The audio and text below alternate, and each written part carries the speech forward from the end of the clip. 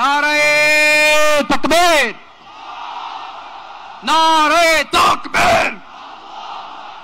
দিন ইসলাম, দিন ইসলাম। ফিলিস্তিন, ফিলিস্তিন। আল কুদুস, আল কুদুস। ফিলিস্তিন, ফিলিস্তিন। আল কুদুস, আল কুদুস। আমার ভাই শহীদ কেন?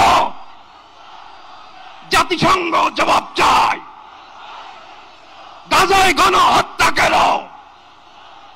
জাতিসংঘ জবাব চায়। আমি যা বলি আমার সাথে আওয়াজ করে ইংরেজিতে স্লোগান ধরুন, free free Palestine, free free Palestine, free free Al Aqsa. 1 2 3 4, genocide no more. From the river to the sea, Palestine will be free. Nare takbir. Wa ma alayna illa al-balagh. Assalamu alaykum wa rahmatullahi wa barakatuh.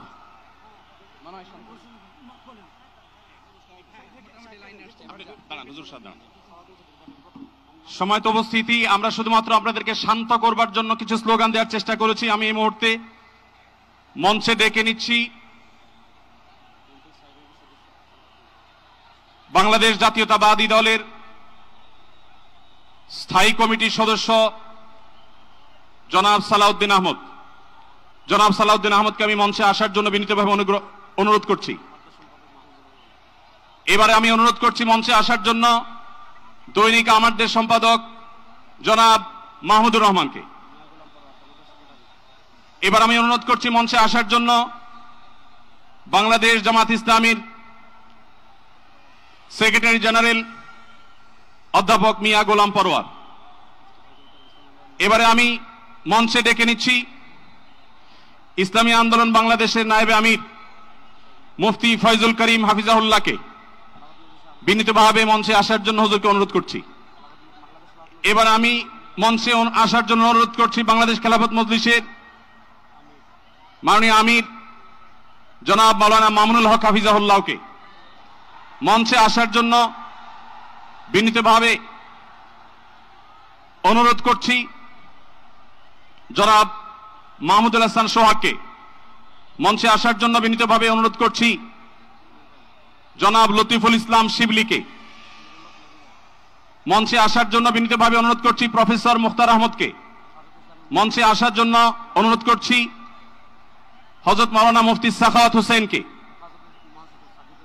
মঞ্চে আসার জন্য বিনীতভাবে অনুরোধ করছি। হেফাজত ইসলাম বাংলাদেশের মহাসচিব হযরত মাওলানা সাজিদুল ইসলাম সাহেব হাফিজাউল্লাহকে মঞ্চে আসার জন্য অনুরোধ করছি।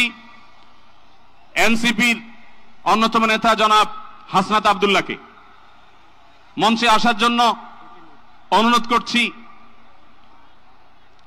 জনাব নুরুল হক নূর ভাইকে, গণ অধিকার পরিষদের নুরুল হক নূর ভাইকে। এরপরে আমি বাংলাদেশ জাতীয়তাবাদী দলের অন্যতম নেতা শহীদুদ্দিন চৌধুরী অ্যানিকে মঞ্চে আসার জন্য বিনীতভাবে আহ্বান করছি।